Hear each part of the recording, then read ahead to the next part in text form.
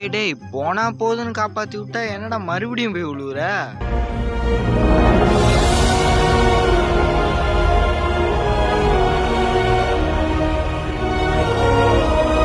உண்மையிலே பறக்குறோம்னு நினைக்கிறானோ அது பொய்ன்னு நான் எப்படிடா அவன்கிட்ட சொல்லுவேன்?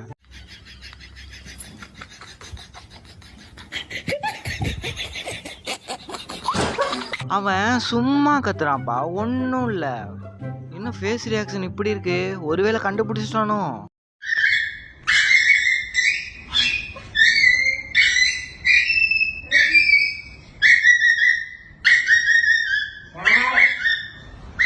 சாப்பாடு கேட்டு ஒரு அடி தானடா அடிச்சேன், இப்படி அடிக்கிற?